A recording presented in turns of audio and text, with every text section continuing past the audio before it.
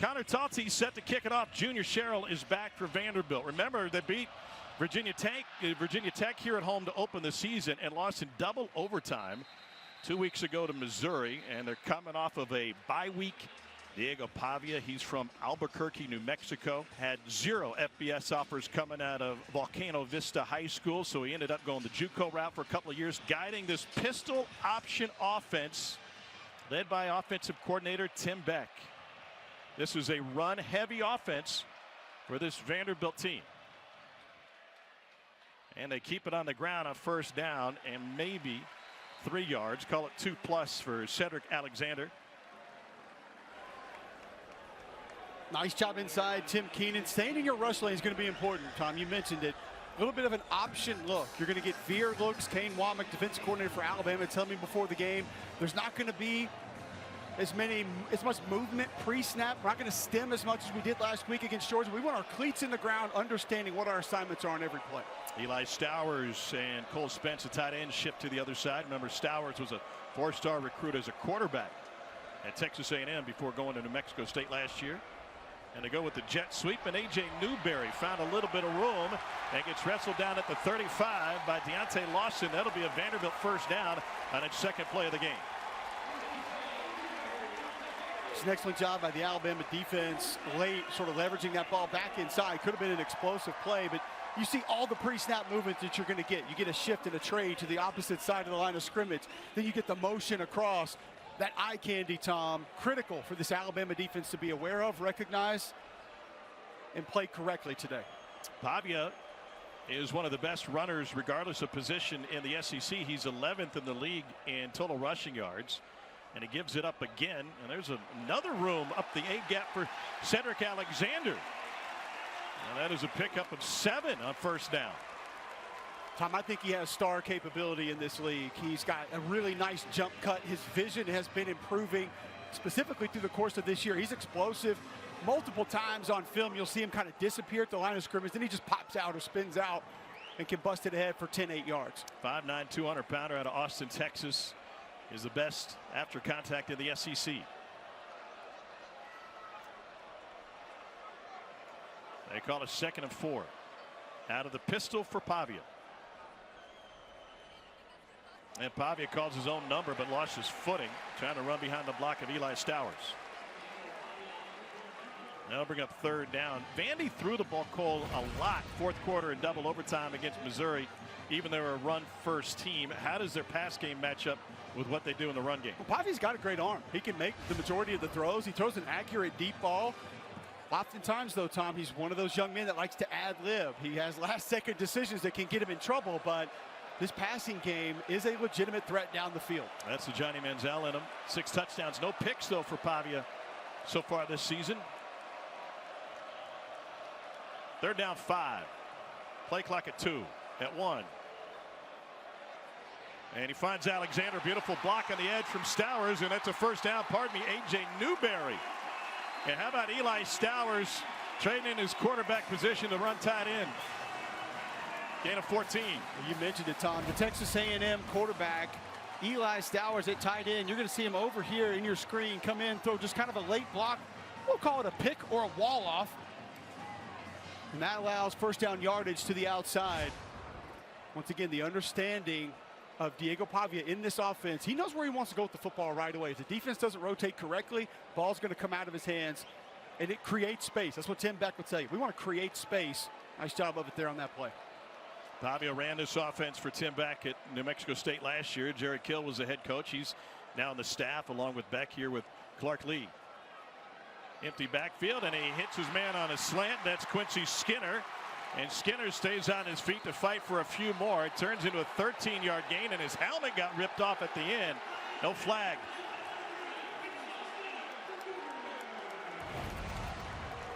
This little slant route to Quincy Skinner. Diego Pavia, what's the little sidearm action? Knew he was going to go with that slant. Had inside leverage on the throw.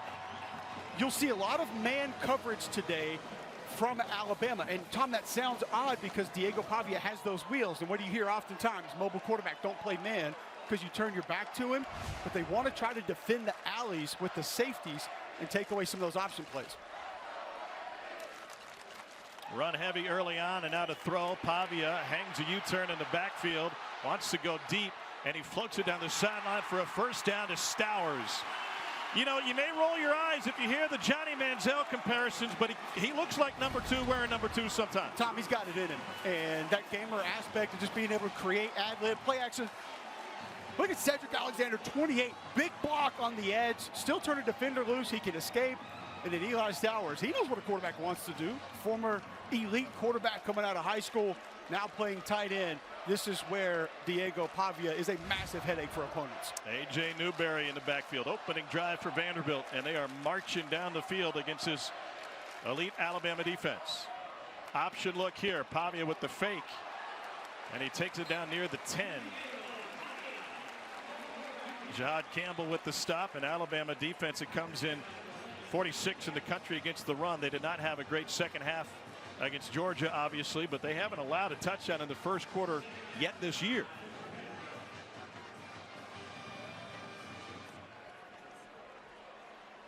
And if Vandy can punctuate this drive with points, what a boost it would be for the upset-minded Commodores, who have never in 10 tries beaten number 1 in program history.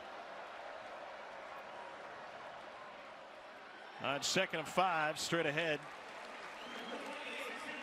Cedric Alexander maybe just a hair short. Malachi Moore came up from his safety spot for the stop. Tom, you'll see a play that looks exactly like that from this Vanderbilt offense today, and they'll run it 4 or 5 different ways. That time the tight end comes flat across the line of scrimmage, so it's a split zone look. You'll leave the tight end. You can also arc the tight end around the defensive end up to the linebacker, and Diego Pavia oftentimes going to put that ball out towards the backside of where that zone scheme's going and read it, and they can even change the read up. So you can imagine how difficult that is to defend visually. Split zone option for Vanderbilt. Alexander got a blocker in front of him off the left side, lowers his shoulder and powers to the goal line. He's in, and Vandy draws first blood on a 7-yard Cedric Alexander score.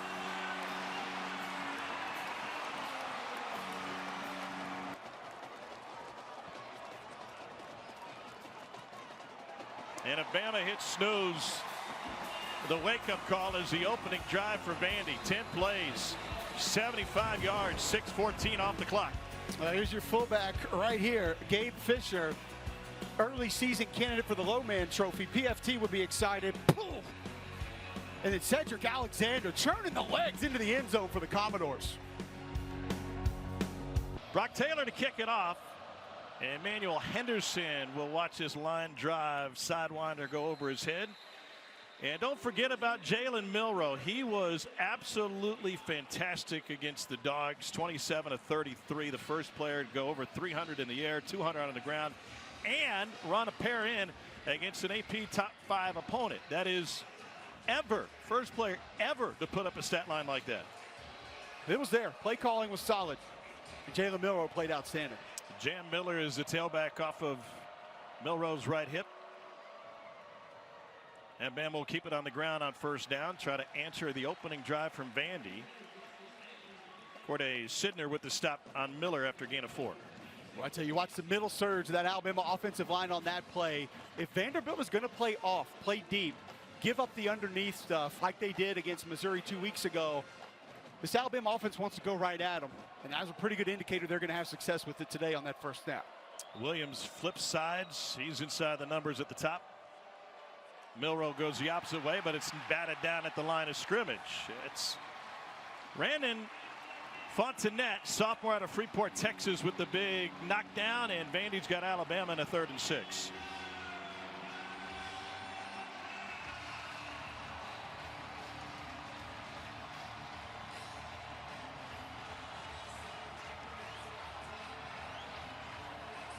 Bama's hit on 47% of its 3rd down tries this season.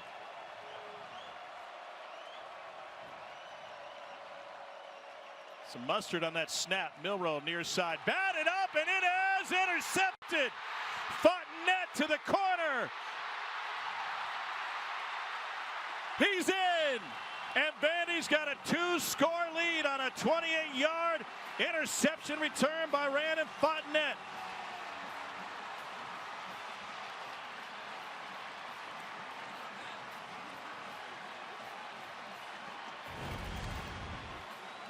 I thought he stepped out at the 1. The far official said he was over the goal line with that stretch, and it looks like it was over the line before that left foot come down. He cut it close. Why are you even cutting it that close? I don't know. Just get back inside. What a surge of early game momentum for Vanderbilt. Officially a 24-yard interception return for Fontenette.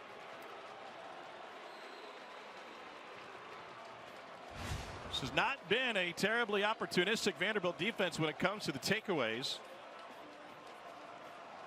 But have they sent a message here in the opening minutes, and a doink knocks it off to the right, and a miss from the kicking game. But Vanderbilt up 13-0.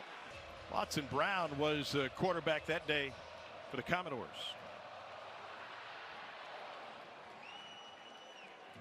No return. Ricky Wright out of Gadsden, Alabama, was originally an Alabama commit. Then he flipped to Ole Miss, and he ended up at Vandy. Here's Justice Haynes, and he is bottled up and goes down for a loss of 1. Brian Longwell in on the stop for the Doors. Back to Ricky Wright quickly, Tom. Somebody you're never going to cheer against. You always want to see good things happen for. Lost his mom a couple of years ago. Has kind of taken care of his siblings since he's been in school here at Nashville. Just an incredible young man, making an incredible play early in this game. His mom was just 32 years old when she passed away due to a brain aneurysm. And now helping raise his 3 sisters. Milroe over the middle finds C.J. Dupree. He's got a lot of green. And he takes it into Vandy territory before Longwell catches up to him after 47 yards. Boy, I love Nick Sheridan coming right back, letting Jalen Milroe go down the field again to his tight end, C.J. Dupree. So valuable to this football team. You wouldn't think he was a 500-pound bencher the way that he's running down the field there, but this tight end group helps a lot of things go for the Alabama offense. Nice throw and catch there. Both Miller and Haynes in the backfield with Milroe. And Bama gives it to Haynes. Haynes stopped by Langston Patterson, picks up 2.5. Thought Haynes maybe jumped outside of Caden Proctor's block a little bit too early on that play. Delay that, let the defender play out over the top in front of your big 360-pound offensive tackle, then cut back behind him, get north and south.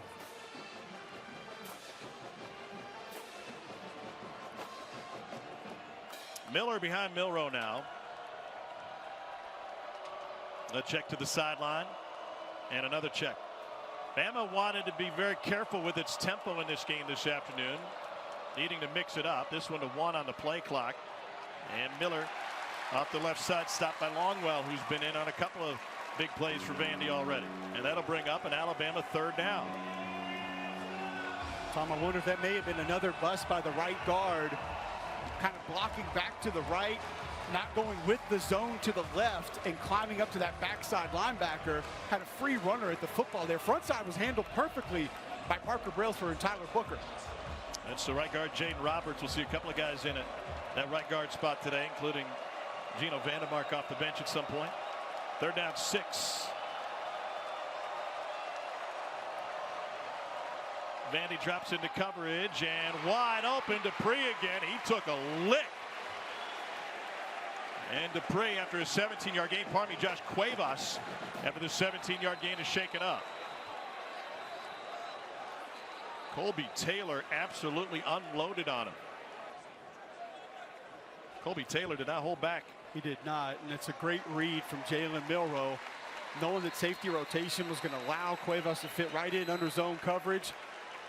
Nice throw, and just boom. Colby Taylor, the Wyoming transfer, delivers a blow.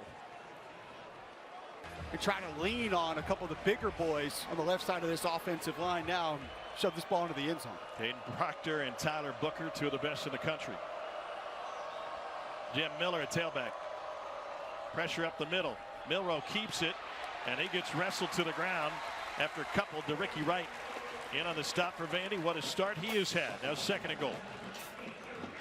Boy, Tom, Ricky Wright was the opposite field safety on this play, but because of the pressure that comes up the middle, he's got to fill over the top.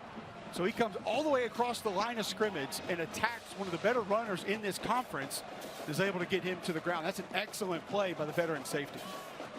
Bama hustles to the line. 2nd and goal. A hole on the left side, and a step through for Jam Miller, and Alabama's on the board on an 8-yard touchdown run.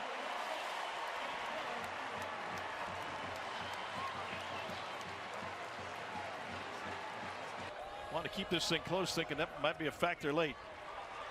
Nicholson bangs it through. Bama on the board after a 75-yard drive. But if you've wondered why Jam Miller is described as the guy nobody wants to try and practice because he wants to break your neck, I think you got a pretty good vision of it right there on that touchdown run. Nice job by the left side of the offensive line. Alabama on the board. Connor Talty out of St. Rita in Chicago. And no return for Vanderbilt. Want to will your way to him every now and then. First down, Pavia hands it off.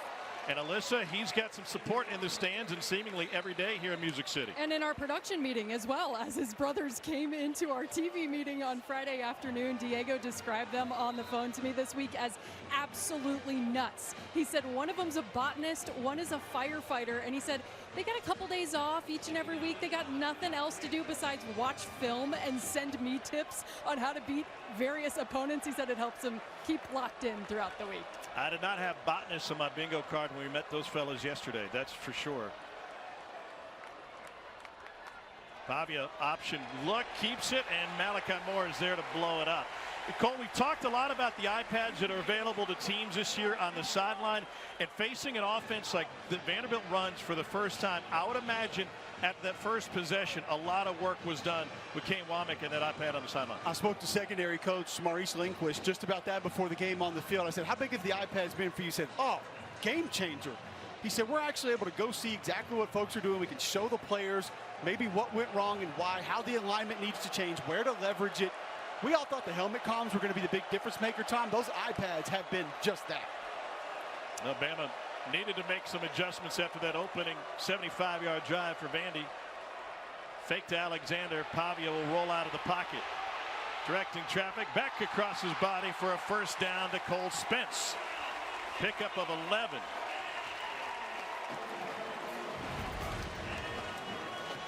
This is Diego Pavia in a nutshell. Just rolling right, keeping the play alive, eyes downfield. And Cole Spence has been super solid for this Vanderbilt football team. In line as a blocker, he gives you some physicality. He can stretch the field. And obviously on the same page with his quarterback on that last play. Also start a campfire. The Eagle Scout has just his 3rd catch of the season. I would hope he can do more than a campfire as an Eagle Scout. Well, we're going to start low. We don't need a campfire today. It's about 1 billion degrees on that turf estimate. Off the right side, Cedric Alexander. Meeting with this Vanderbilt staff yesterday, including offensive coordinator Tim Beck. They said, we've got to find a way to get the ball in Cedric's hands a little bit more. He's just dynamic, and he doesn't look like a big bruiser of a back, but one of my favorite things that he does, Tom, is pass protection. I mean, he will stick his face right there into your chin strap and try to unbuckle you. Physicality, not a concern. He's loose, got good breakaway speed, just needs more opportunity. Was the best freshman rusher in the SEC by yardage last year. Named to the SEC freshman team. Main coverage on the outside. And the give to Alexander. Stopped by Jihad Campbell. And this is going to lead 3rd and long. It'll be 3rd and 7, give or take. And I was interested how that matchup would go, Tom, because you were there yesterday. Diego Pavia told us, we're going to get man coverage on the outside. We're going to take our shots. And Kane Womack told me before the game, we have to play a lot of man. It's just what we need to do to defend the alleys. Plays like we just saw there correctly with our alley defenders. Safeties at husky position, they want to come down and take those plays away. So you'll get those shots on the outside. Commodores have started this game 3 for 3 on 3rd down.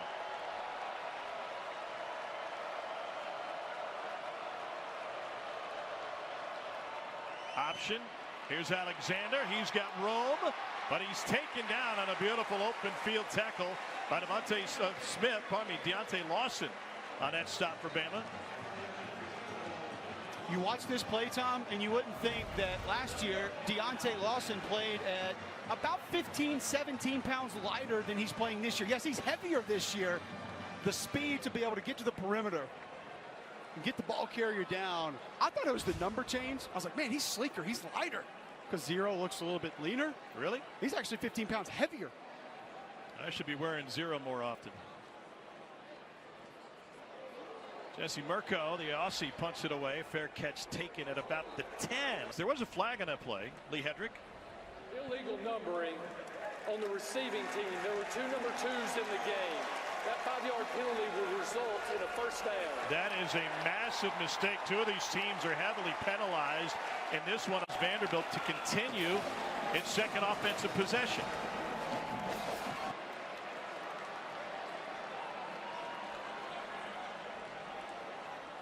And they want to throw it back. Little run to the perimeter now, and a lob downfield is taken down but out of bounds. That was Nate Johnson, the second-string quarterback. And I tell you, Tom, Malachi Moore was right on top of it right away. Just before the ball was snapped, he was pointing at Jones. 2, 3 other defenders then joined him in. They saw exactly what was on the field. Great awareness from one of the Alabama veterans, seeing that right out of the gate. He was just outside of your screen to the left there, and I think that put Malachi Moore back in coverage with the understanding of, even if this is a reverse, we might get something wonky on the back end, and if that ball stays in bounds, he might have an interception. Lonnie Jones in for his second play at tailback.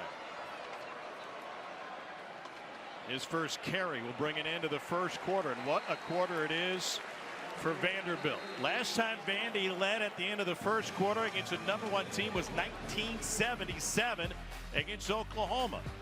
Coach, an extra opportunity for your offense here. What do you need to see from them to score some more points against this defense? Well, it's 3rd and 8, so we're going to need a conversion or at least get close enough for a 4th down go. I mean, I'm proud of the way the guys are competing. Obviously, you know, this is an explosive offense, and we had our opportunities there in the second drive. We just got to keep playing our game, you know, and we'd love to see this one punctuated here, but we're ready to go back and forth no matter what. Thank you, Coach. Thanks. So looking at a 3rd and 8 coming out of the end of quarter break, and 4-down territory, as you heard him mention. They don't need all 8. Pavia takes it himself and got hog-tied as he picked up the first down, and they're going to add some penalty yards to that as Jihad Campbell got him on the face mask. You don't have to worry about going for it on 4th down if you convert 3rd down. That's on the defense, number 11. That 15-yard penalty will be added to the end of the run, and it carries an automatic first down. Excellent read by Diego Pavia's A.J. Newberry. Running back came across in motion. Jihad Campbell, not much of a choice there, trying to get Pavia to the ground.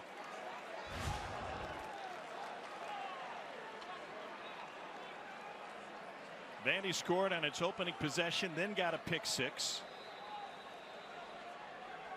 And they have dominated time of possession after winning the toss and taking the opening kickoff. Cedric Alexander at tailback. Alexander, nowhere to go. Spun around and gets spun down for a loss. Pavia is no stranger to upsets. As a starting quarterback, he's got 2 wins as a 21-point-plus underdog. At Auburn last year and at Liberty in 22, both times with New Mexico State. Is tied for the most by any starting quarterback over the last 20 seasons. It really is the perfect mix, Tom. It's an offense that is designed to take what the defense gives you, create space, and he runs it extremely well, yet he adds that playmaker component on top of that to be able to give you explosives. Originated as a split back veer at Pittsburgh State in the MIAA under Tim Beck. Pavia gets taken down again. Lucky to stay on his feet to get a yard. James Smith. The pocket just collapsed on Pavia. That pump fake, Tom, reminded us yesterday of linebacker Brian Longwell telling us the moment he knew Pavia was the real deal, that gave a pump fake to a defensive end in practice, and as he jumped up off the air, the entire sideline heard him say, "Dummy," and then runs past him because he got him to bite on the fake. Trash talking your own team in practice on a pump fake. 12th play of the drive for Vanderbilt. Pavia got hit, and it's batted at the line of scrimmage, but the hit will draw a flag. Hugh Robinson rocked Pavia just as he was releasing it.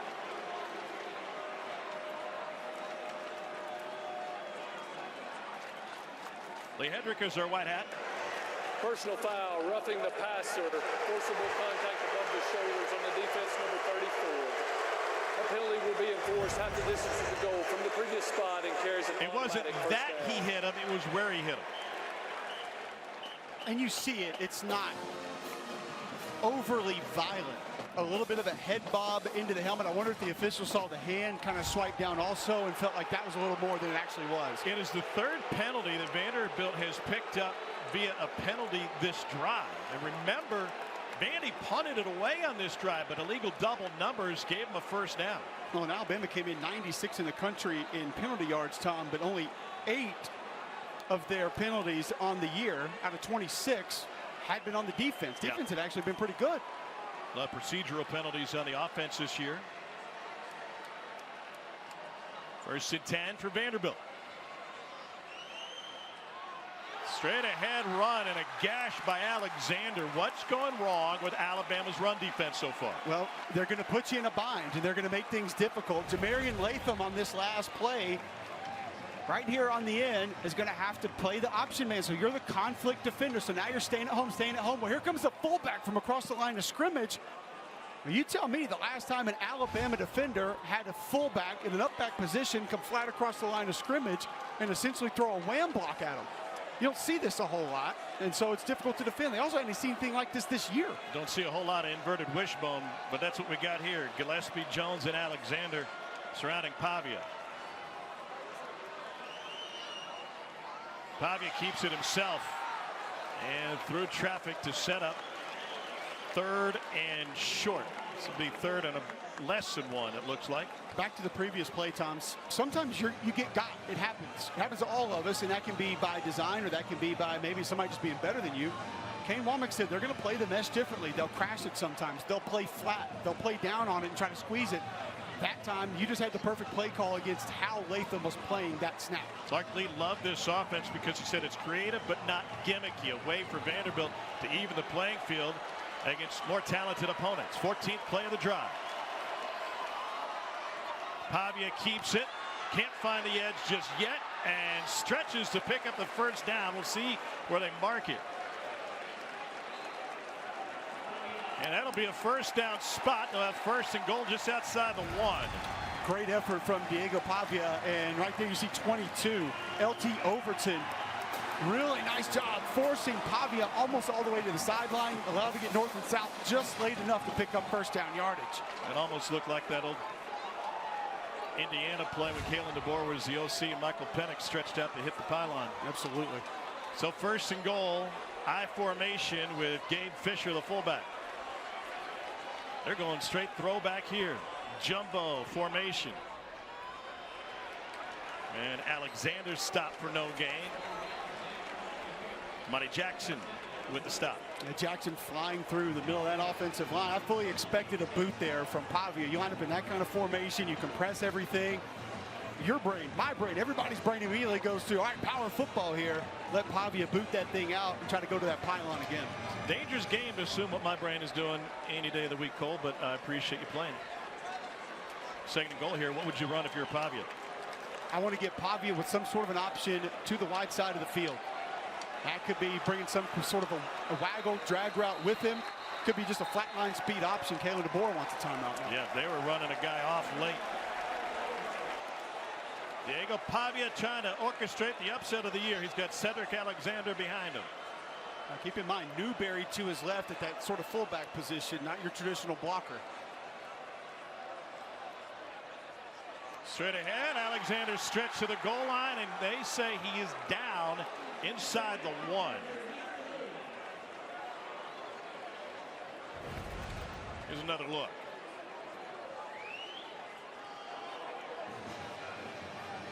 Well, that's close. Hindquarters came down right when that ball was approaching the plane of the goal line. All it has to do is break the plane. Nice job by Jamarian Latham. grabbing a hold, trying to keep him out of the end zone on that play. So Pavia rarely goes under center, but that's what they'll do here. They threw it out of this formation against Missouri 2 weeks ago. They'll run it, and another stretch, and this one's good enough. Cedric Alexander with the touchdown plunge from a yard out.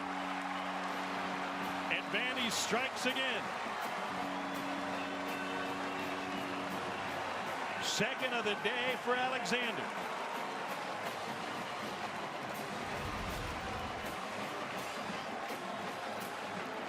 Power play off the right side. You see Stephen Lasoya pulling around the normal center move to left guard. Gets a little bit of a kick out. And Alexander, great job keeping those knees off the turf before the ball crosses the plane. That was the exclamation point on a 17-play, 75-yard drive that chewed up 9 minutes and 50 seconds. Brock Taylor missed his point after last time. His first extra point miss of the year. That one's good. And when you're thinking about that, when you're not moving the way that you're supposed to, not playing fast, it can look like somebody's pushing you around. Well, in a series that dates in 1903, we could have the thriller of all thrillers between Bama and Vandy. Here's Henderson. Lost the football. Vandy tried to corral it. And it's like grabbing a greased pig. Vandy's got the football at the 15. And the Commodores, outnumbered in their own stadium, have the momentum on the west end. Brian Longwell hauled it in. Another mistake by number 1.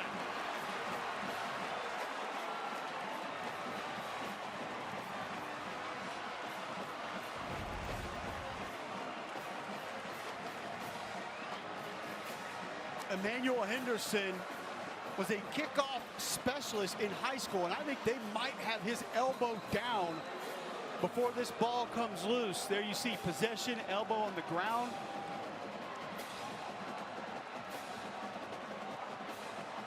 He had over 1,000 kick return yards in high school as a freshman, 6 kick return touchdowns. Was that bar loose before? Was it oscillating at all before the elbow hit? Looks like possession there, and then there's the elbow down. My eyes say he had possession of that football when his elbow hit the turf. Kevin Holmes is our replay official today. What a break this would be for Alabama to retain possession. After video review, video evidence shows that the runner's elbow was down with possession of the ball. The receiving team will remain possession. It will be 1st and 10 from the 14-yard line.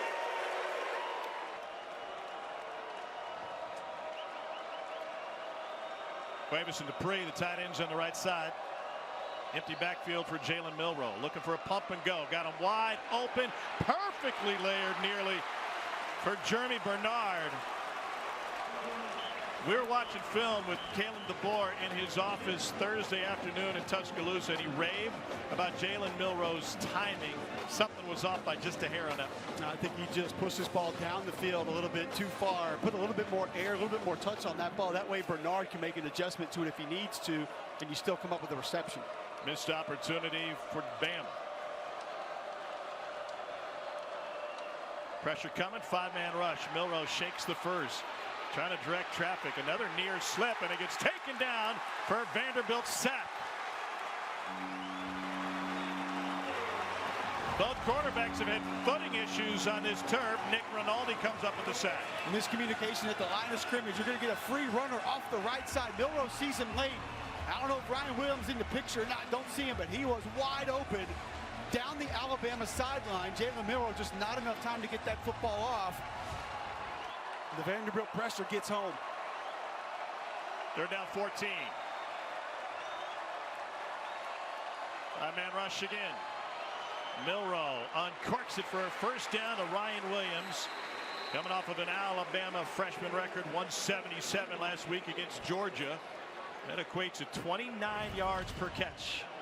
Well, he is special in a lot of different ways for this Alabama offense. Good protection for Jalen Milroe. Nice pocket. You almost... Oh, he was bobbling that.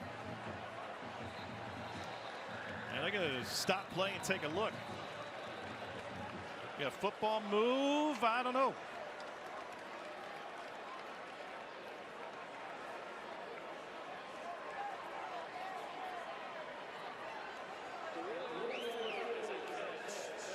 He just kind of squirted out of his hand. Catch by Ryan Williams was overturned to incompletion on the ground, and the booth said that did not happen. And so instead of a third down conversion, Bama will be forced to punt it away. James Burnip on the punt. Martell Height back for Vandy. Good looking kick, and Height takes a fair catch at the 42-yard line. 47-yard punt. Good field position, clock on your side, you have the lead, and you can great chance to get this thing close to the half. Time of possession 16 minutes to Vandy, short of 6 minutes for Bama. Pavia keeps it. He's outnumbered, and he gets surrounded and smothered. Deontay Lawson in on the stop, coming off of a 10-tackle performance Saturday night against Georgia. He's on every notable award list: the Butkus, Lott, Nagurski, Lombardi. Well, he's the leader of this defense, the communicator on this defense. He's got that green dot on the back of his helmet. Kane Womack will call plays into him, but it goes so much further than that. Holds the other players accountable.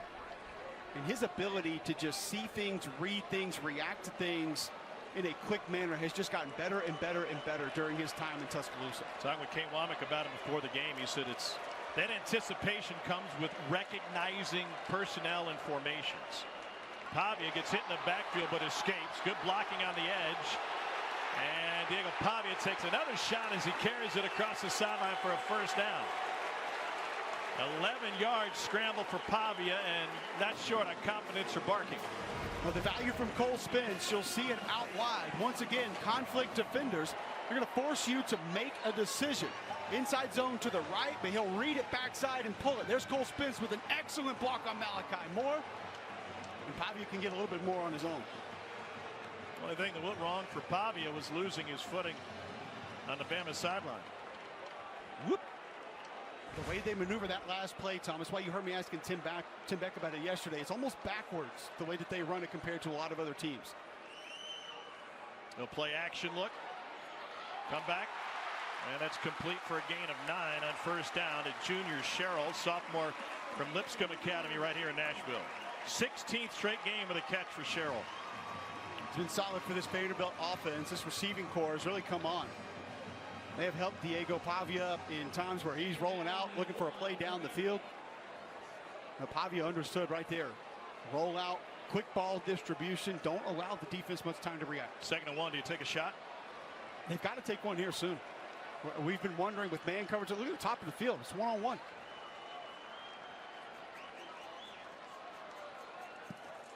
They keep it on the ground, and there's a huge hole for A.J. Newberry.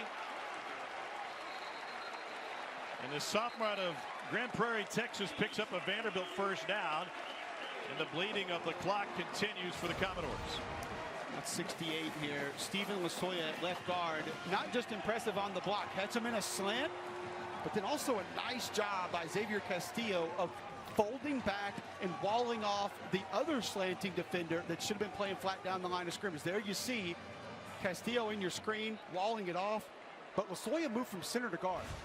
Not always an easy transition, and having an excellent day this afternoon. And Xavier Castillo takes over the ball. That's 361 pounds at center. Newberry picks up maybe one. Quay Rousseau in for the stop. Quay Rousseau is a young man that really pops on the film. His ability just flashes. Saw the fumble forced against Georgia a week ago. Saw him in game 1. I thought to myself, okay, 4 is going to be that edge guy that Bama needs. There's 4 or 5 of them that we thought were going to battle it out in camp. He looks like the one that could step out. A little bit dinged up. But boy, Tom, I think he could be a real impact player for this Alabama defense this fall. This run-heavy offense has had success on the ground. And just looking ahead a couple of plays, their kicker, Brock Taylor, did miss an extra point, but he's got a strong leg. Hit a couple big ones against Missouri. Pavia throws it down the sideline, and the catch made with a foot out of bounds, incomplete to Junior Sherrill, who was absolutely blanketed. First incompletion for Pavia today. He is 5 for 6. If I told you Jihad Campbell ran 21.6 miles an hour, you wouldn't believe me until you saw a play like that. One of the fastest players on this football team at linebacker, who, by the way, is about 10 pounds heavier than he was a season ago, probably mainly due to mom's spaghetti. Cameron Johnson is entered, number 84. You split him out 4 wide with Alexander in the backfield. That was awkward and movement on the right side of the line.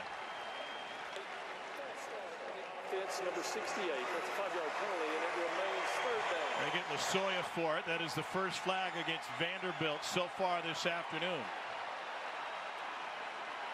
Well, Tom, I have been standing where Alyssa Lang is, and Vanderbilt having the ball in a very similar place. Now, there were fans in the end zone where there's now construction, and Vanderbilt quarterback having to go silent count. These Alabama fans will make this difficult for Diego Pavia right here. Third down 14, and Loud on the home turf.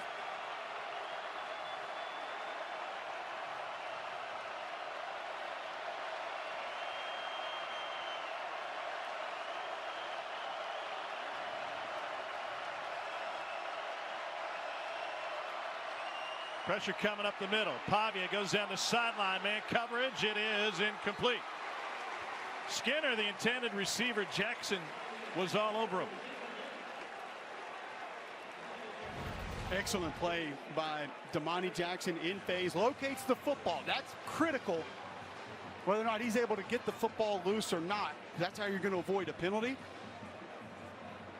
And then rakes the ball free. Not sure it would have been a completion either way, but nice play by number 1 for Alabama. 51-yard attempt as Brock Taylor lines up. He had a program record 57-yarder to end the first half in Columbia, Missouri 2 weeks ago. Andy fell in double overtime to then 7th-ranked Mizzou. Taylor's got the distance and he splits the uprights. Vanderbilt leads Alabama 23-7. This Vanderbilt momentum has been real since their opening possession.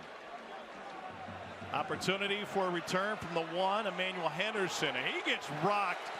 Alyssa Lang, this is a physical game both before and after the whistle. From their head coach Clark Lee, who said, I had to rethink everything I was doing trying to build this program. We need our best 11 players on the field no matter what. Handoff to Justice Haynes, who squirts free. That's enough for a first down, but this Alabama offense has been stymied by both this Vanderbilt defense and its own mistakes. A pick on its first possession that allowed Vandy to take a 2-score lead, then the touchdown, and they went backwards on their last possession. That previous play, Tom, is where I think Alabama can live in this game. Let Tyler Booker, Parker Brailsford, Caden Proctor eat. Get that push at the line of scrimmage, start the run game. Milroe looking for Bernard. He's covered, so he checks it down to the running back. And Haynes again making people miss. Really interesting conversation that we had in the office of Alabama's Kalen DeBoer on Thursday afternoon after practice. A lot of times Milroe's first read starts with the running back, and that dictates where he's going to go after. It does. If they want to attack you underneath, his first read will be the running back many times. On 2nd and 2, Milroe kept it, and he goes down for a loss. Had a couple of misreads in the Georgia game, Tom, out of the mesh. And this one, you have a defender right in your face, about 2 yards upfield. I just don't know why you're going to want to try to pull that one. Give it to your running back, let him try to work. But the Cosmo right there in his face, they're not going to have anywhere to go either way. A vocal minority on this 3rd and 5. Bama just 1 of 3 on 3rd downs. A lot of traffic in the pocket, and it's delivered on time. Oh my, what a hit. And a flag down and maybe targeting company. And Kobe Prentice very slowly makes his way up.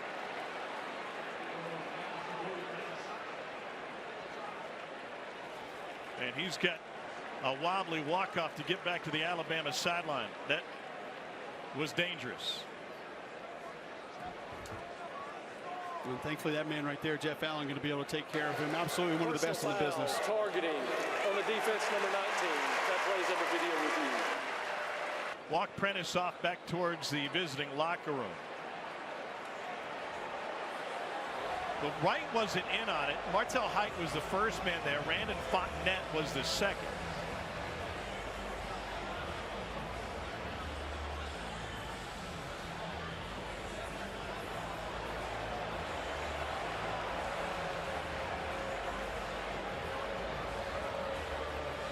So adding the confusion here is they said 19, which was not who it was on. So we've got to try and figure out first which Vandy defender got flagged for targeting.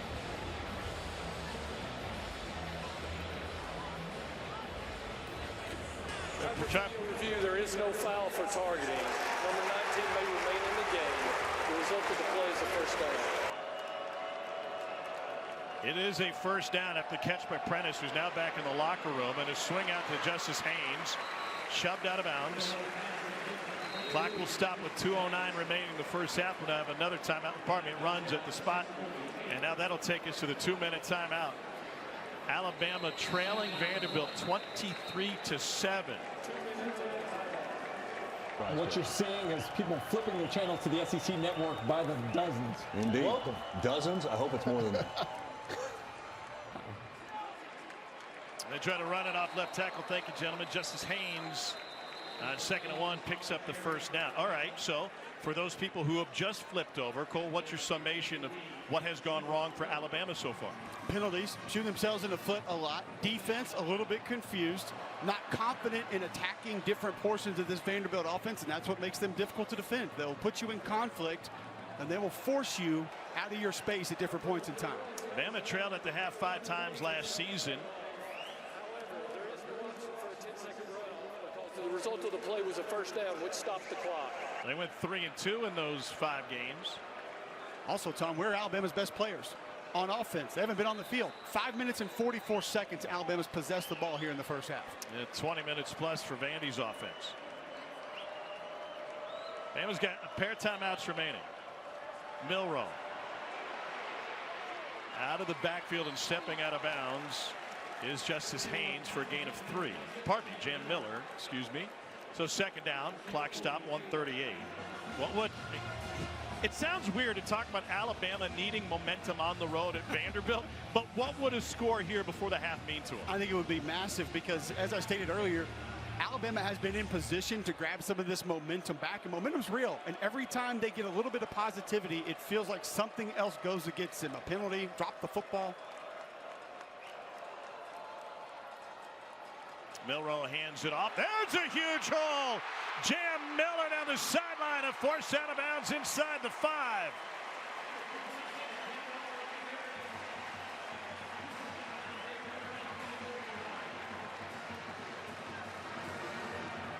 They mark him out at 3.5.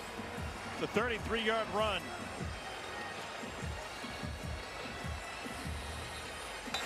Timeout. Vandy's going to use the timeout. This is their first charge timeout of the half. This will be a 30-second timeout.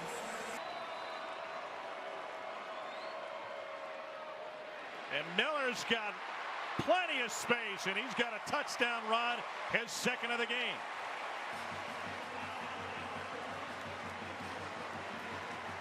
Jalen Milroe knew that was a touchdown as soon as he let go of the football.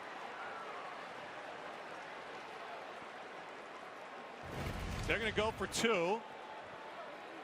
Tom, watch bottom right of your screen. I think you'll see the receiver block right there. Number 18, it's Caleb Odom. We wondered who was going to take the place of Kendrick Law, who is an absolutely devastating blocker at the wide receiver position. Excellent job by Odom getting some reps, able to wall it off. Time to go for Dose, brought to you by Dos Equis. Vanderbilt. This is their 2nd charge. And Alabama will use a timeout. They converted a 2-point conversion against Georgia last week.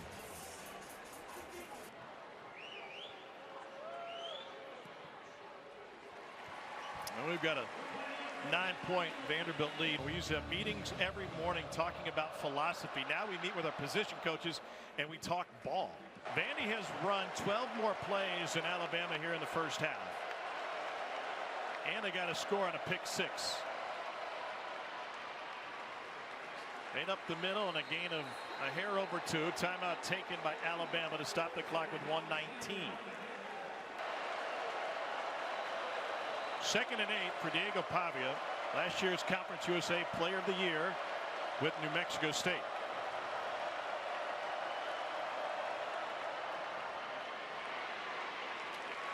And with the little sweep action, A.J. Newberry picks up a couple and another timeout used. The last quarterback to lead an unranked team to a win against #1 Alabama was Zach Calzada at Texas A&M a few years ago. Vandy has been sensational on 3rd down this afternoon. Empty backfield for Pavia. Now he'll get some company. An option for Newberry. No, they shovel it inside. What a play! Eli Stowers with a 1st down run, and finally forced out of bounds inside the 40. It's a gain of 31 on the shovel pass to Stowers. What a play design. You get motion to bring flat line option, defender flies upfield, and that just allows Diego Pavia to push that ball right back underneath. It was LT Overton that attacked the quarterback. And remember, Kane Womack told us, we will play the mesh differently. We have to have a variety with how we defend it. I imagine Tim Beck saw that, noticed it, and he's been waiting to try and slide that shovel pass in. Doors have 1 timeout in their pocket, 1:06 to play. They got a kicker with a big leg on a 57-yarder. His last game play. Deep ball, man coverage on the sideline. Incomplete. Zaven Brown, the freshman, that time on Junior Sherrill. Well, everybody knows about the interception last week to close the game out, but Zaven Brown has been on the path to be ready to go since he was taking recruiting trips to Alabama. He didn't want to do the photo shoots. He didn't want all the memorabilia, the national championship trophy and the belts. He just wanted to come play football. And when he came on his recruiting trips, wanted to talk football. And he's been no nonsense since he arrived on campus. He was targeted 10 times in the Georgia game. That'd be 1 time too many.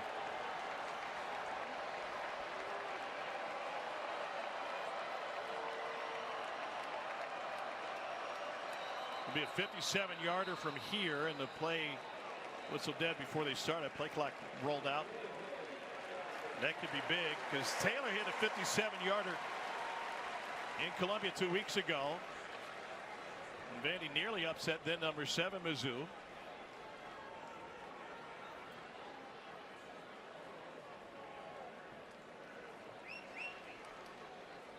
So that is close to taking them out of field goal range. There's not much of a breeze on the field on this hot Saturday.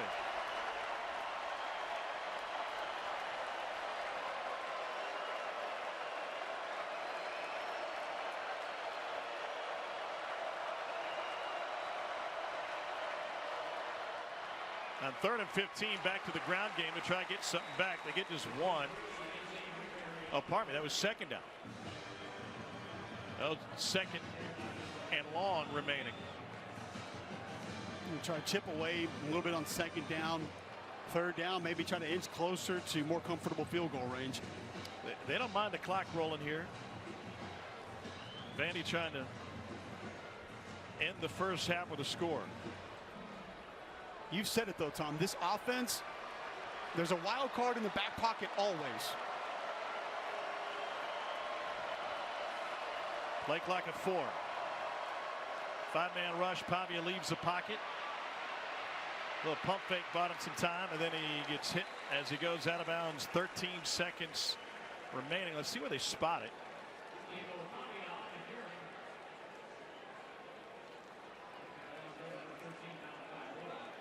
And they're going to bring out Brock Taylor, try to bang this thing through from deep.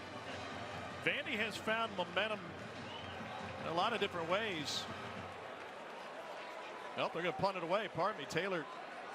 Now they spot it. Okay, there's your holder. Taylor, 57-yarder against Missouri last week. Ryan Williams stands in the end zone to try and return. This would be a 60-yarder. Charge timeout of the half.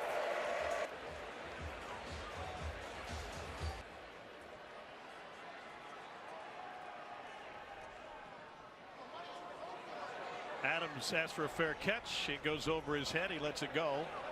And that will impact the clock. They will take a knee. Offensively, how do you build off the momentum of that last touchdown you scored? Yeah, it was a good drive. We've had a couple of nice ones. Obviously, the turnover was really critical, and you know they're going to shorten the game, and it's going to be limited possessions. But we get the ball to start the third quarter, so we can close up here a little bit. Defensively, what adjustments do you have to make against this offense? Yeah, we got to take away the inside run first, so the rest of the stuff on the option game doesn't open up. Thank you, Coach. Good luck. Thank you. Not only has Vandy never beaten a #1 team, they've never beaten a team in the top 5. They've lost 60 straight. Here's Emmanuel Henderson. He finds a gap. Henderson finds a sideline, and he's knocked out of bounds just prior to midfield. Wearing their road whites in Nashville with a pro-Bama crowd on hand. Cole Adams in motion. Justice Haynes is the tailback. Milroe to throw on first down. He finds Jeremy Bernard. Bernard makes the first man miss before getting twisted down after a gain of about 8. To Ricky Wright with the stop for Vandy. Cushion on the outside, so Jalen Milroe just going to take it. Free grass. We'll steal that. Of note, Alabama came into this game without one of its top receivers, Kendrick Law. And Kobe Prentice left in the second quarter after taking a shot to the head.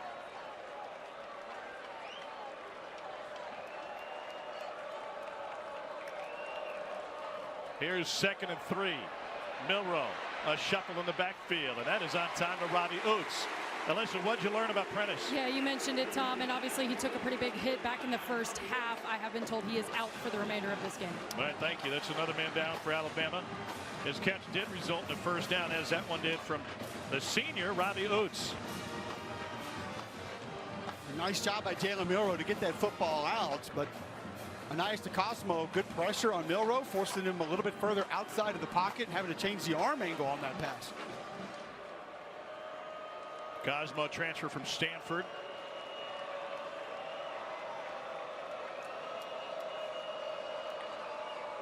Look at Haynes in the flat, now across the middle. This is Ryan Williams.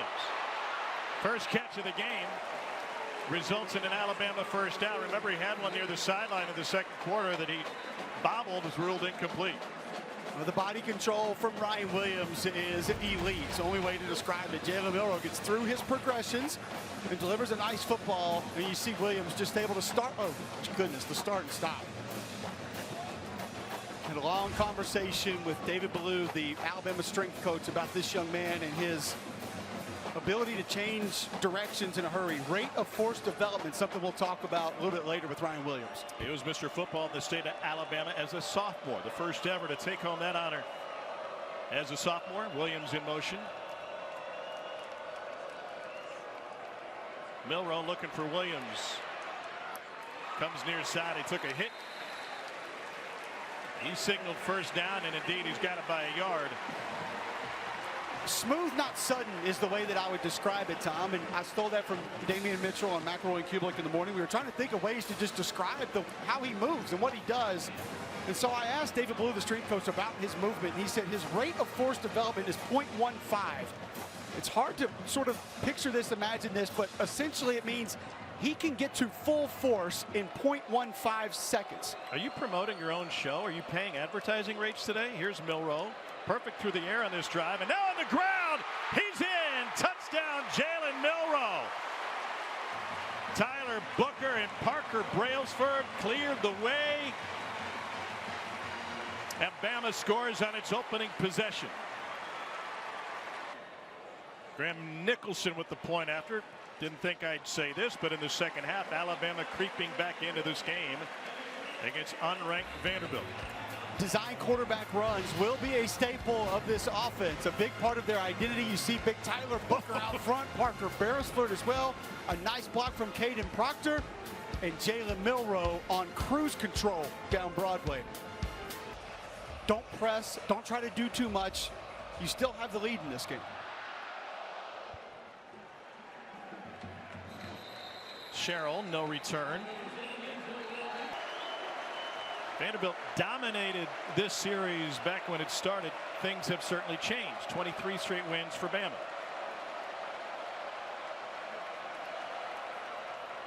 Pavia keeps it, tries a shake and bake, and he gets grilled. Kill Robinson there. Pavia couldn't lose him. Quindarius Robinson, one of the more athletic edge defenders Alabama has. Go back to the first half, Tom. Remember the indecisiveness by some of these edge defenders? Q Robinson comes right out of that two-point stance after seeing Diego Pavia keep the football, attacks north and south, able to get him to the ground. Nub tight end to that side too, so he tried to widen the front out just a little bit. So that's a tight end, in man on the line of scrimmage. Robinson was not fooled.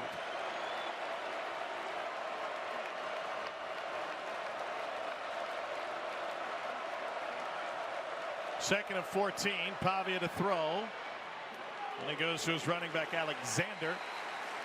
Gets him just past the original line of scrimmage, brought down by Jackson. You kind of said this earlier in the show. That specific play right there, it feels like it's coming. They kind of lull you to sleep on that one, lull you to sleep. Pavia can keep it, get north and south. He can hand it. It feels like a shot play is coming off that sooner or later. When they've taken shots, Jackson and Brown, the Bama corners, have been there to defend the deep ball.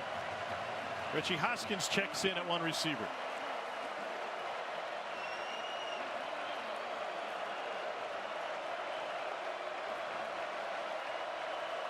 Third down, 9 for Vanderbilt.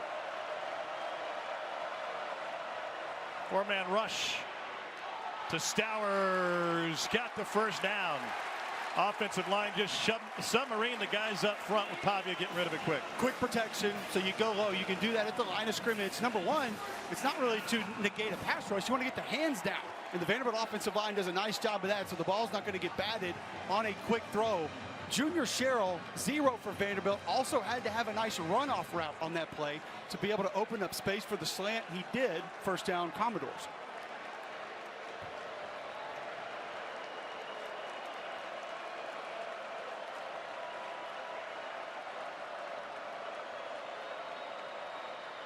Pavia, QB power, picks up a few. Alyssa. Eli Stowers has become one of Diego Pavia's favorite targets, not only here at Vanderbilt, but going back to New Mexico State, guys. They're roommates here in Nashville. Diego hosting Eli on his trip here. He said last weekend they stayed in the apartment. They watched that Bama-Georgia game. They did nothing but game plan things to run against this Alabama defense. They've been excited about this one since then. Well, they'll have to do it with a different quarterback for a play. Diego Pavia's helmet popped off, so Nate Johnson, who arrived in January to battle for the quarterback job, is in. He's attempted one pass this game for Vandy and a trick play earlier.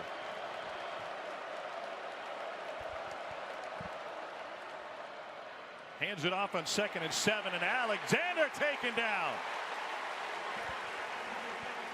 Kill Robinson again. Well, Tim Vakakis was Q Robinson's head coach in high school. And Tim told me he's one of the most athletic, explosive players that he's ever been around at that level. Now, faced some adversity early in his time in Tuscaloosa, but he's waited it out, kept his head down, worked his rear end off. Now made a couple of big plays for this Alabama defense here early in the second half. Bama's D has been sliced on 3rd down all afternoon. That goes against their numbers throughout the course of the season in their first 4 games. Pavia leaves the pocket, delivers on time to Stowers, and he stretches for the first down. To pay off Alyssa's story about how they become fast friends, they were competing for the quarterback job last year at New Mexico State, but a torn labrum that impacted Stowers at A&M forced his move to the tight end spot. Man, he looks like a pro. Motion to a little bit of a stack formation, see him get out of his break there, and just has that athleticism to be able to make those kind of plays. And Tom, I had one of their games at New Mexico State late October last year, and he had only been repping tight end for a couple of weeks. He was out there catching footballs, running routes. He looked like a natural. 6'4", 235.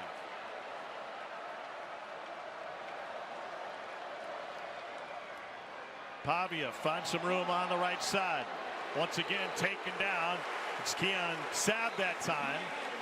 Vanderbilt has been unable to win in this second half the one-on-one open field opportunities. Alabama has tackled better, but you see just how he manipulates that mesh, Tom, and able to get that ball out of the pocket. Keon Sabb comes up, makes an excellent one-on-one tackle, and Kane Womack told us our safeties have to play better football, have to be more sound. And that's who's defending the alley in this defensive structure today. Pavia is going to be out in it. You're going to get those one-on-ones. Got to get them to the ground. Monty Jones in a tailback.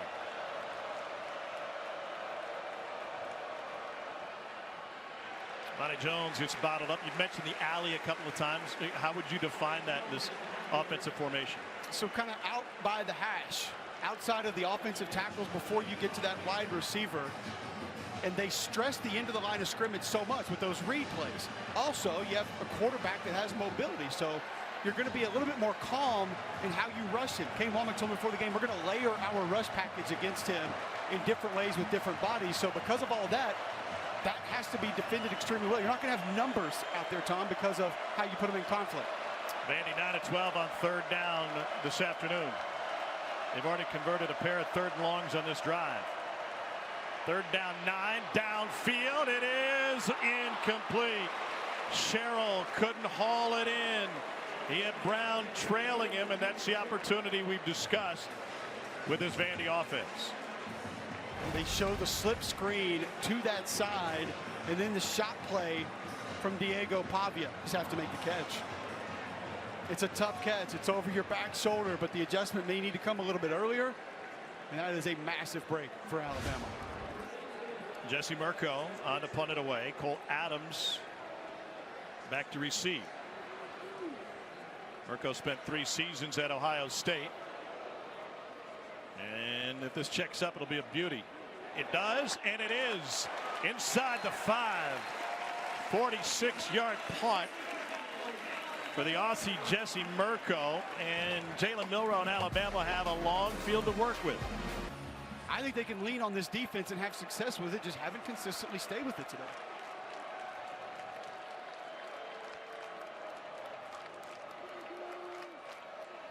Jim Miller, the running back, he's got nowhere to go.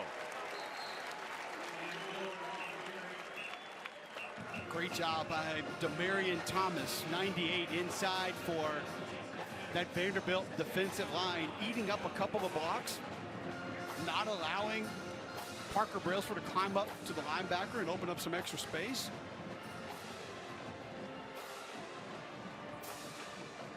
I think it's just a different feel for this Alabama team outside of the first half against Georgia.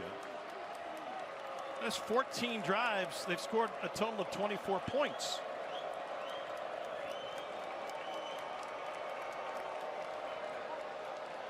Milroe passing from his end zone. Williams had it, couldn't squeeze it. He took a lick from C.J. Taylor. Now Ryan Williams right back up on his feet. Think about the value, Tom, for this Vanderbilt defense. C.J. Taylor, 123 tackles in his career. DeRicky Wright, 122 in his career coming in. Playing on the back end of this defense for Clark Lee. Didn't even need to jar that football loose. So I don't think Ryan Williams is going to hold on to it. Those veterans allow you to do so many different things. Third down 9.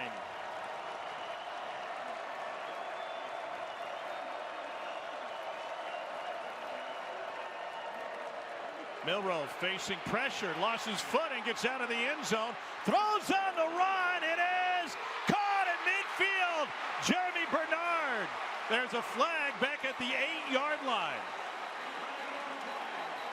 Jalen Milroe is over the line of scrimmage when he let that thing go.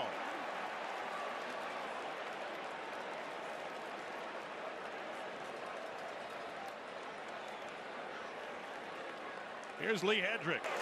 Illegal forward pass on the offense, number 4. The passer was beyond the line of scrimmage when he threw the ball. The penalty will be enforced after this goal from the spot of so the foul. So the Houdini it is act, a loss of down, 4th down. All for naught. 49-yard gain wiped off because Milroe is over the line. Well, it's an excellent pass rush right side of your screen. Corday Snyder able to use that inside swim move and then just about a yard over, Tom. Entire body has to be past the line of scrimmage, and certainly was.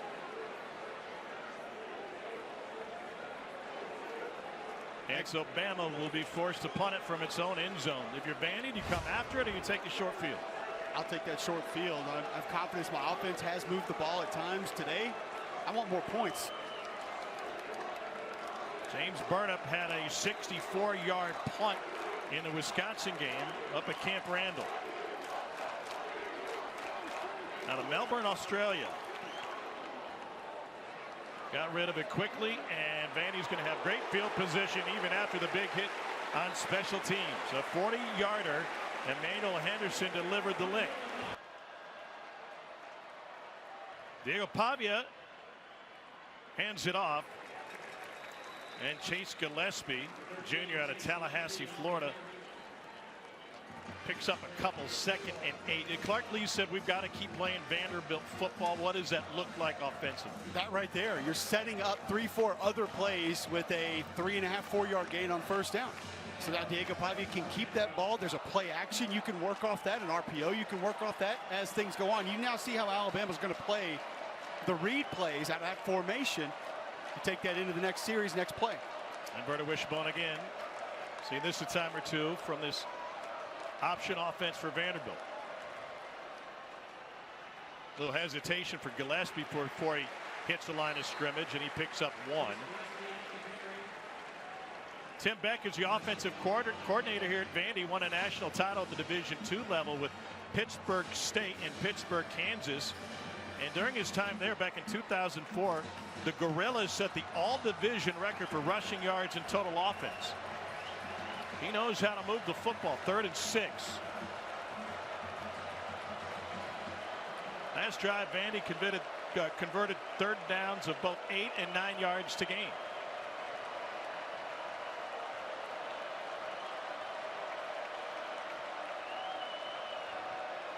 Four-man rush. Pavia reverse pivot and delivers, but Quincy Skinner is going to be brought down short. Another issue that Tim Beck clued us into yesterday was that he often knows if it's a 4-down drive, multiple plays before they're going to keep the offense on the field on 4th and short. I think that'd be a great example of what you're describing, Tom. He knew, okay, we pick up 2-3 yards here. We're going to go ahead and go for it on 4th down. So he's got that next call registered. I love how he said, I don't always tell Diego that, though. I want him to run the one specific play first. Can you run a QB sneak against this big Alabama line? Depends on how much space you get. Not out of the shotgun. They're 2 of 3 on 4th down this year. Pavia wants to throw. He goes down the middle. It is caught. Touchdown. Vanderbilt and Junior Sherrill. That might be the most Diego Pavia play ever. On 4th and 1, he goes deep. His family thrilled with this one. Vandy holds on to his lead, and they extend it. Then to New Mexico State. Now in the SEC, which he always dreamed of, watching his idol Johnny Manziel take down an Alabama team. And now this number 2 has his team in the same position. I think it's designed to be a quick throw time. You see there, it's not there. He keeps it alive. Sees one-on-one coverage, decides to go deep. How about Junior Sherrill 2 series ago on 4th down, the ball off of his fingertips? I didn't think there was any way he was going to be able to get to this football when he redirected and ran flat off the fingertips again for a score. We've talked ad nauseum about how this offense sets you up for the deep ball. The brothers. Listen, if you want to have a good time tonight, find those 2 dudes. I guarantee you they will be available. 3-touchdown favorite at Liberty a couple of years ago, and last year on the road at Jordan-Hare. Vandy was a 3+ touchdown dog coming in this afternoon against number 1. But he's a special player, and down 9 in the 2nd half, what can he dream up? Tackle immediately made on Cole Adams after the catch. I think the first thing, Tom, is going to be run your offense. Stay within the structure and scheme of your offense. The big plays, explosive plays will present themselves. Jalen Miller can't go out and create those on his own. Handoff. Jeremy Bernard to the 45. Talking with Kalen DeBoer about this imperfect Alabama offense. He said, listen, first half against Georgia, everybody was on the same page. Everyone was making plays. Second half, not so much, but it's not always the quarterback. As the quarterback, you've got to be confident enough to believe the rest of your teammates know exactly what they're supposed to do. and then go out and execute as a unit. First year in this offense, obviously under Kalen DeBoer on 2nd and 4. Justice Haynes. So, Tom, Alabama today, as they run the football and put themselves in a comfortable 3rd down situation here, they have run the football on consecutive downs 3 times in this game. 3. It feels to me like almost every time they've had some success on the ground, they immediately spread things back out, try to go to the air. 2 of those 3 runs, the second time, have been for touchdowns. Both of those in the red zone. Now looking at a 3rd and 2. Bama has converted 40% of its 3rd down chances, and this one's going to back them up, it looks like. So you go from 3rd and 2 to 3rd and 7. Came into this game with 8 penalties on defense, 19 penalties on offense. It's a new scheme. It's a new system. There's new verbiage. Takes some time to get used to, but those type of mistakes, especially in these situations, just cannot happen.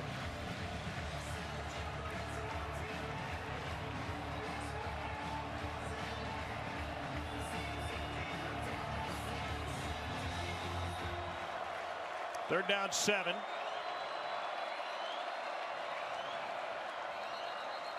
Timeout taken by Vanderbilt. Justice Haynes is the running back on this one. Milroe looking deep down the sideline. It is caught by Williams. He springs free, and he is in for an Alabama touchdown. A 58-yard catch and run for the emerging superstar. How did he not get out of bounds? How did he not step over the line even before the ball got to him? I'm sorry, you said emerging? Look at the body control. You cannot be serious. Half of his body's out of bounds when he's on his way down after catching the football. This is Lynn Swann stuff here. Forgive me for those that don't have any idea, but Tom Kubik will be proud of the reference. And Williams covers the last 58. Graham Nicholson with the point after. It's a 2-point game again. Number 3 for Alabama is You're now saying number that 10. as if Alabama has a history of great wide receivers. No return for Vanderbilt. Vandy Ofer in its program history against the number 1 team. And off to Alexander. And Tom, that's the little difference that you talked about, what that play sets up. It's not the fact that you gain 2 yards, 3 yards. But guess what? Tim Beck keeps coming back to it. They're going to continue to test the middle of that defense because they know the attention that it attracts. And that is his tell. That's his poker hand, basically. It's going to make you show how you're defending that, which opens up everything else that he wants to do around it.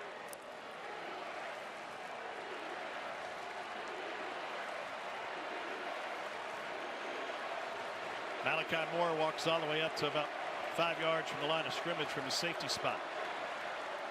Option, a shovel pass again to Stowers, and it's another first down. Stowers past midfield, and he finally gets ridden down in Alabama territory. A 34-yard shovel pass to Stowers. It has the crowd in the Vandy section, which is limited, on its feet here this afternoon. Third quarter. 3 quarters in. Kalen DeBoer's team up against the ropes. Coach, what'd you just say to your guys to start the 4th quarter? Just keep playing. You know, the ball's on the 40 still. Yeah, we don't want to give that play up, but keep competing, keep playing. There's a quarter left to go.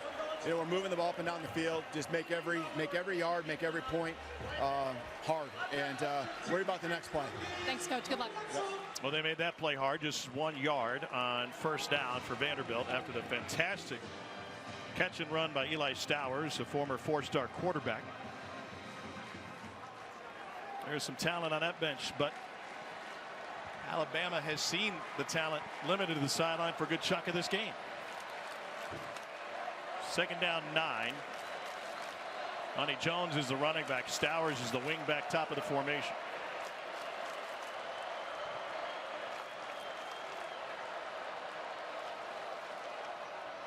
Jet sweep. No, Pavia's got it. And that'll set up 3rd and 1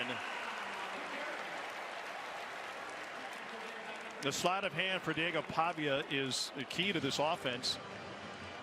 And he's so well versed in this offense. There are times where Tim Beck just lets him go, lets him call it. He told us about the end of the Georgia State game where they were having some issues with the helmet communication, and he just took it. Tim Beck told us he could call the whole thing if he wanted to. Yeah, he added tongue-in-cheek. He goes, I hope he doesn't call as good a game as I do. 3rd and less than 1 out of the shotgun. Newberry is the running back.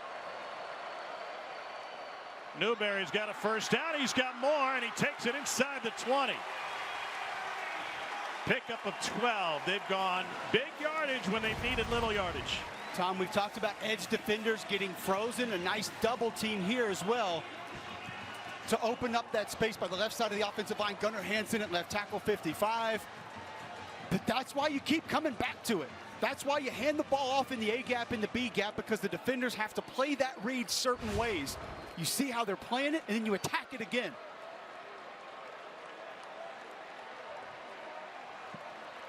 A.J. Newberry behind Pavia in the pistol.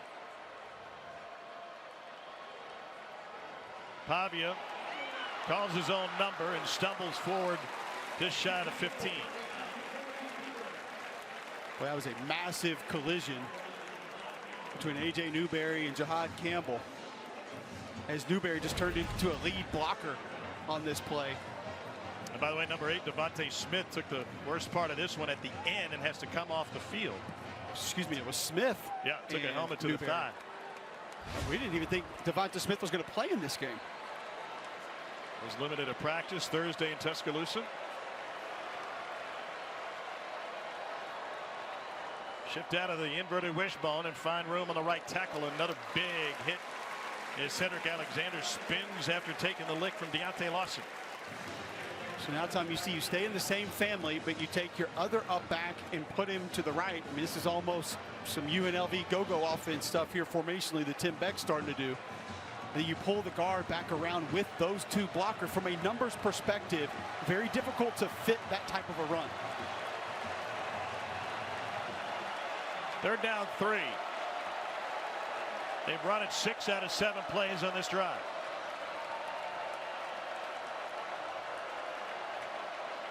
Pavia looking to throw. Nope, it's a draw. A pump fake and a flag on the plays. He delivers to the sideline, and it is a Vandy touchdown if it stands. The former walk-on Richie Hoskins. But this one's coming back.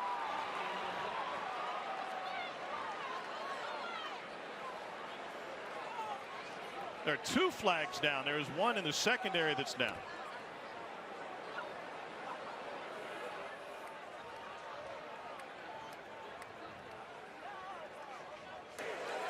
Holding on the offense, number 50. A 10-yard penalty will be enforced from the previous spot with the replay of 3rd down. It's a right tackle, Chase Mitchell.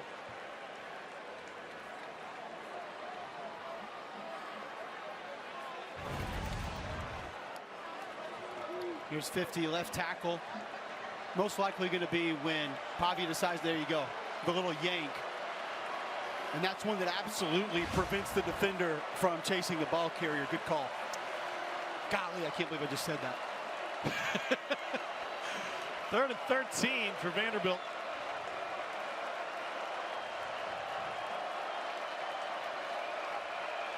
Kicker has a strong but inconsistent leg.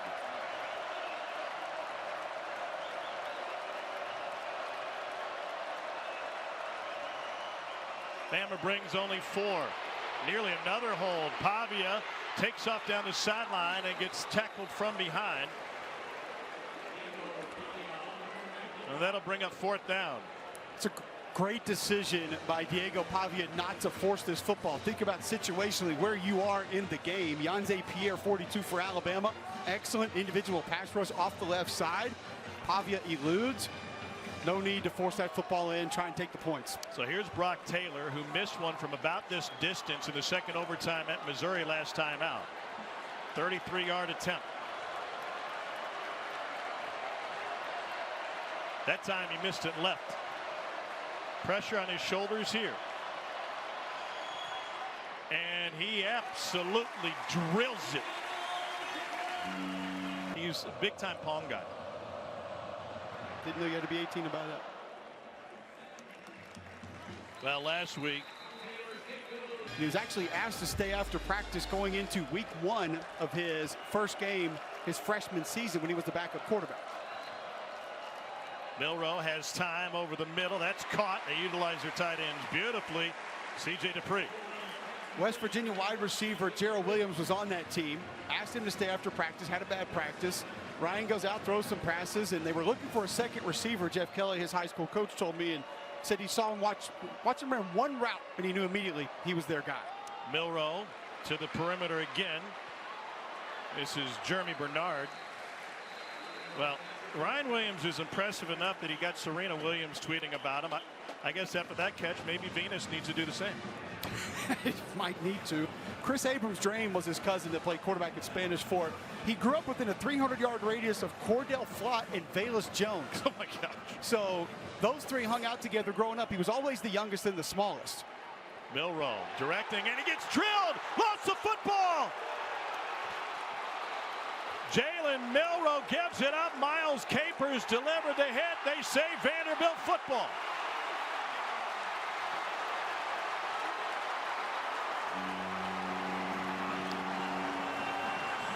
Issa Wataba came out with it after Capers delivered the hit of the day in college football.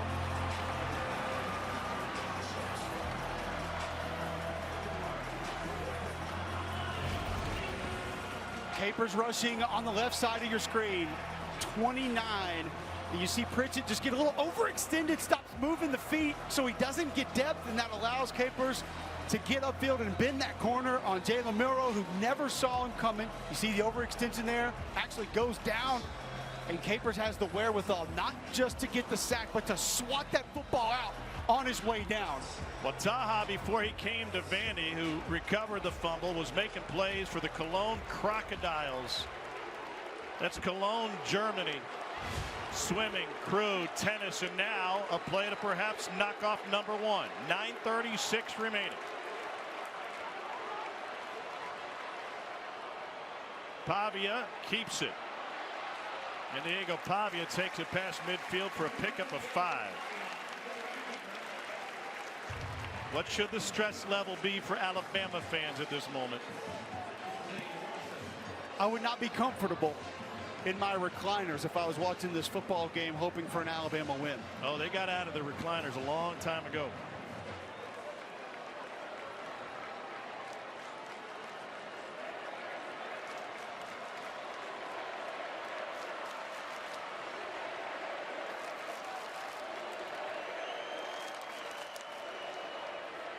Pavia hands it off to Cedric Alexander, and that will set him up with a 3rd and 2. Think back to what you said last series, Tom, that analytics book. What is it telling offensive coordinator Tim Beck right now? Is this 4th down territory? Most likely want to keep the football on the ground either way. Run as much clock as possible, as Alabama has all 3 timeouts and the 2-minute timeout. There's some frustration for sure on the Alabama sideline. 10 times in 16 tries, Vandy has converted a 3rd down. They've also converted a 4th. Pavia rolls out, pumps to the right, and dumps it to Stowers for a 1st down. Eli Stowers has his 6th catch. He's over 100 yards on the day, and another drive extender for number 9. Keep in mind, folks, just a tight end Tim Beck, offensive coordinator, described to us as still learning the position. Boy, to be able to go down, get your hands underneath that football and secure possession.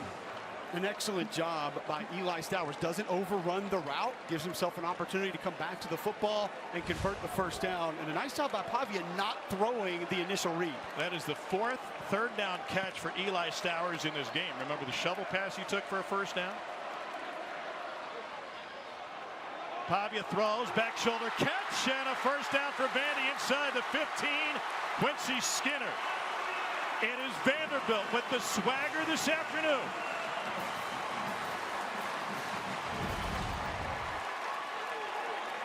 He has inside leverage, but doesn't take it. A nice move.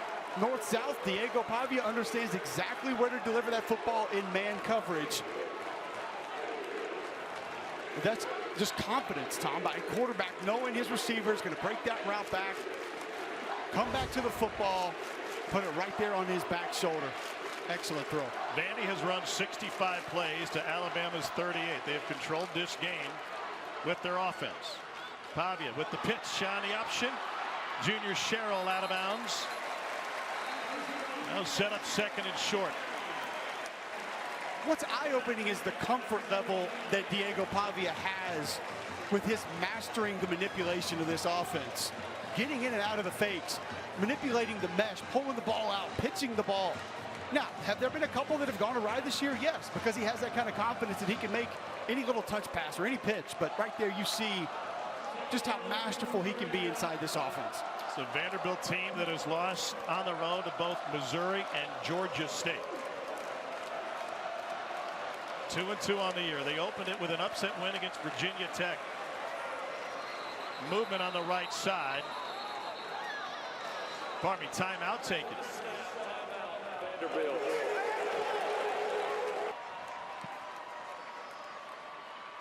Pavia gives it up. A churn for Alexander. He has stood up at the line. Bama's trying to punch that thing loose. And they say forward progress stopped at the line of scrimmage. Now 3rd and 1. Wouldn't be surprised if you stay in that family. A replay with Pavia potentially keeping it off tackle with how Alabama has squeezed the last few of those runs inside. Tom Hartcole, Kublik, Alyssa Lang down on the sideline. Vanderbilt has never knocked off the #1 team in the country. 0-10 all time. This is where I love just getting Diego Pavia out on the perimeter, Tom. Give him an option, let him run, be the playmaker that he is. Got Alexander next to him. Little replay. Pavia throws. Touchdown, Vanderbilt.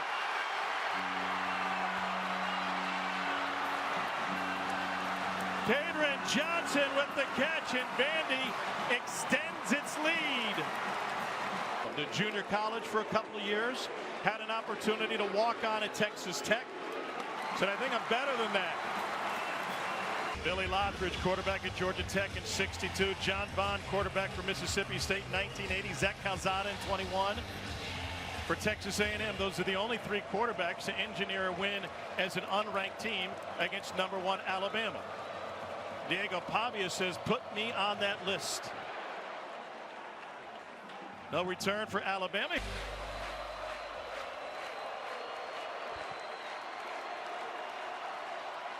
Jalen Milrose, 15 of 20, 1 touchdown, 1 pick. That pick found the end zone for Vandy on Alabama's first possession. Long throw to the perimeter and a 5-yard gain to the tight end, Josh Cuevas. We watched film with Kalen DeMore in his office on Thursday afternoon, and what he constantly harped on was Jalen Milroe building his confidence and throwing in rhythm.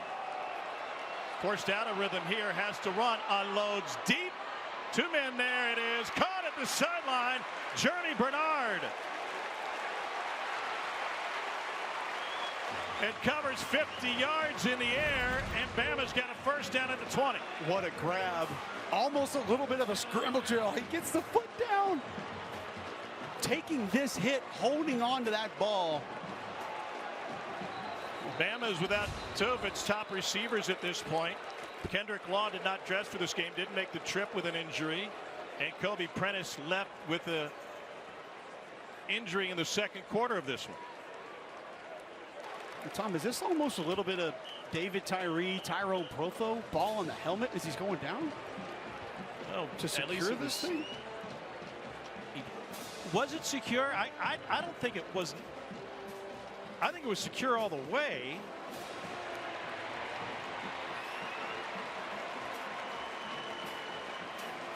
The important part is he survives the ground, which has to happen.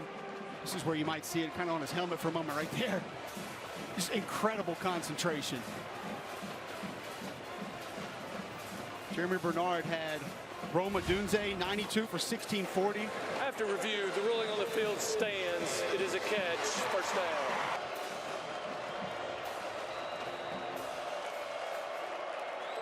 Milroe and QB draw, plenty of room. And he gets taken down by Brian Longwell. Tom, that is an excellent play by Byron Longwell because Justice Haynes had him squared up about 5 yards downfield. Now 2nd and 2. Milroe pumps right. Everybody covered. And he gets rid of it for a first down catch in Cole Adams.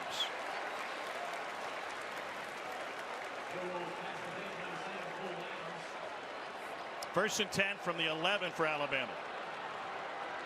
That mesh concept very valuable for Alabama against Georgia. Going back to it there, Miller has to get through his entire progression, be able to make a positive play out of it. Another QB run. Milroe tries to hurdle through the gap and just made it back to the line of scrimmage. Linus Zunk folding down inside to help make that stop.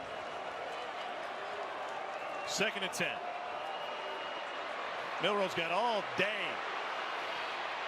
Lobs back corner. Incomplete. Trying to find Ryan Williams, who changed directions about 4 times on that route. If you're Jalen Milroe here, you don't want to fall back into some of the habits from a season ago where you begin to look to run a little bit too early. That's where he's made big strides this year, Tom. Staying in the pocket, staying with those progressions, surveying the field, and delivering accurate footballs.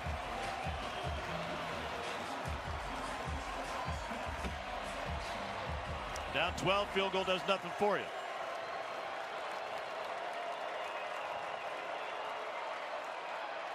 Screen. And they get it off inside the 5, down to the 2 goes Miller. It'll be right near the first down marker. We'll see where the spot is. Offense will stay on the field, looking at a 4th and short. Milroe under center. Clark Lee begging for a timeout, didn't get it. He did. He got the timeout before Milroe converted the QB sneak, which would have been at least a first down. Timeout, Vanderbilt. This is their final charge timeout of the half. Well, Clark Lee was a fullback in his playing days. He looked like a flanker sprinting down the sideline to get that timeout called. Justice Haynes is the running back. 4th and 1. Game on the line for Alabama late. They reverse it out of there looking for the corner, and it is Brian Williams into the end zone. 2-yard touchdown run for the fantastic freshman Ryan Williams. His 2nd touchdown of the game. Is an absolute superstar. What a weapon for this Alabama team. Review what happened against Georgia. Jeremy Bernard right there making a big play, and then Brian Williams, fantastic. I might give the big play to offensive coordinator Nick Sheridan on that one. Just a brilliant play call. 2:46 remaining. Alabama has all 3 timeouts. Number 9, who's had a huge game for this Vanderbilt team. And a line drive handled at the 14-yard line. And taking a knee is Junior Sherrill. No risk. Alexander in the back of the bone. Play action. Pavia keeps it. And he goes down for a loss. Jahad Campbell with the tackle. Timeout taken by Alabama. On 2nd and 12.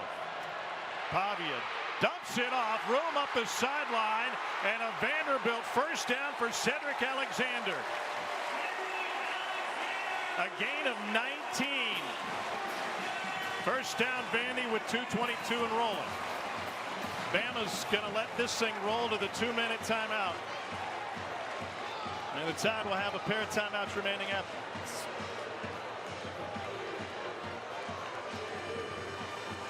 This is turned in to Kalen DeBoer versus Diego Pavia.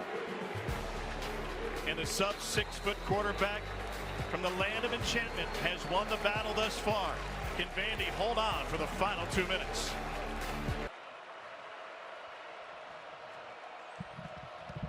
First and 10 for Pavia. He hands it off. Big room left side and a first down for the Commodores. Cedric Alexander. The clock will run. Bama could stop it twice.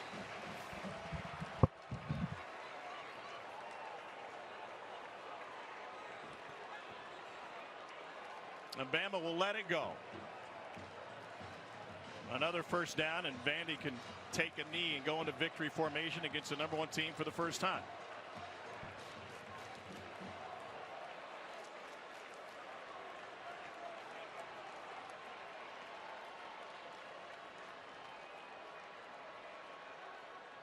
Pavia with the handoff to Alexander. He's to the logo, and now Alabama will use a quick timeout.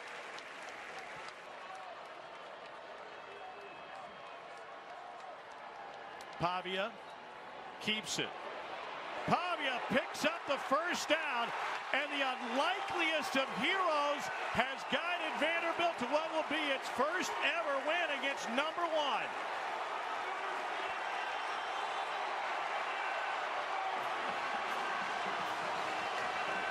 The Vanderbilt fans were outnumbered. Diego Pavia has been overlooked. Clark Lee has tried to build a winner but come up short. And now Kalen DeBoer knows the sting of a loss as Alabama's head coach for the first time. It'll be the most points by an unranked team against AP #1. Pardon me, the 5th most all time. And they will count down this Vanderbilt win. Bama will become just the 4th AP #1 team to lose to an unranked opponent a game after defeating a top 2 opponent. Now Diego Pavia, the one keeping his composure. There's a flag on the play. What a feeling this must be for Clark Lee. Played here at Vanderbilt. Came here from Notre Dame after directing a top 10 defense year after year. He knew the challenge that was in front of him, leading this Moorbound program and trying to figure out how to operate with the transfer portal and NIL taking players away to other programs. He said, we've been a year behind everybody since I got here in that regard. Tom, we know the inherent difficulties here at Vanderbilt, but like you said, he completely rewired this program in the offseason, almost hit the reset button. The play was over. Unsportsmanlike conduct on the defense #13 for kicking the ball. 15-yard penalty will be enforced from the dead ball spot. That carries an automatic first down. Since the game clock was running, this penalty also carries a 10-second runoff. 10-second runoff. It's all academic anyway. Clark Lee said, we now run this program with attention to detail leading to one thing. Everything that we do is to win a game. That wasn't the case as they tried to build it the previous 3 years. Talk to us about some of those wicked learning environments that he's had to put himself through and have a better understanding of to get to that point that you mentioned, Tom. All directions pointing to how we can stack more W's.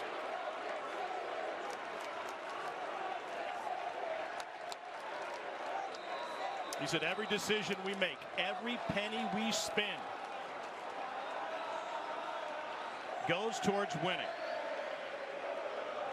And what an investment they've made in Diego Pavia, this attitude, this program, and the biggest win on the West End. Vanderbilt takes down #1 Alabama.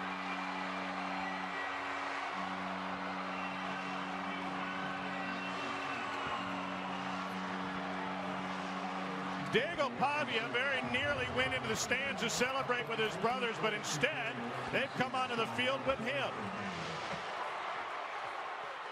And the rest of the students will do the same.